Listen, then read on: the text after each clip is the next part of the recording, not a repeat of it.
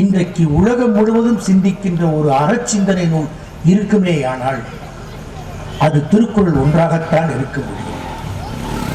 எந்த சமயத்தின் அடையாளத்தையும் பூசிக்கொள்ளாமல், எந்த அரசுக்கும் வெண்சாமரம் வீசாமல், எதை பற்றியும் கவலைப்படாமல் நடுநிலையோடு உலக மானுடத்தை பற்றி மட்டுமே சிந்தித்த ஒரு அறச்சிந்தனை நூல் இருக்குமேயானால் அது திருக்குறள் ஒன்றாகத்தான் இருக்க முடியும்.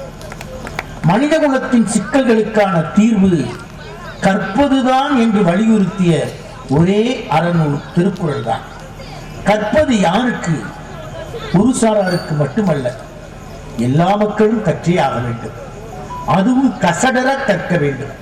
அப்படி கற்பது ஒன்றுதான் வாழ்க்கையின் தீர்வு என்று சொன்னவர் திருவள்ளுவர். நினைத்து பார்க்கணும். நம்ம நிறைய படிக்கிறோம், எம்ஏ படிக்கிறோம், எம்பில் பண்றோம், பிஹெச்டி பண்றோம். நிறைய படிச்சுட்டா அதுதான் அறிவுன்னு நினைக்கிறோம். நல்ல மேடையில பேசிட்டா அதுதான் மேதமையின் முகவரி நம்புறோம். சில நூல்களை எழுதி குவித்தால் இவர்தான் நடமாடும் பல்கலைக்கழகம் என்று நம்புகிறோம். அறிவுக்கு இப்படித்தான் விளக்கங்கள்.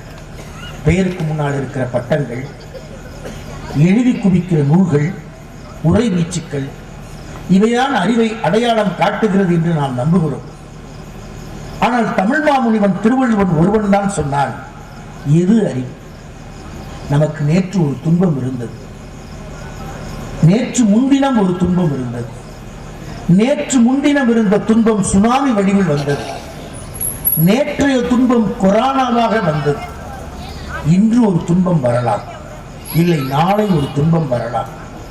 ஆனால் நேற்று எந்த துன்பம் வந்ததோ அந்த துன்பத்தை எது இன்பமாக மாற்றி காட்டுகிறதோ அதற்கு பெயர்தான் அறிவு என்று சொன்னார்.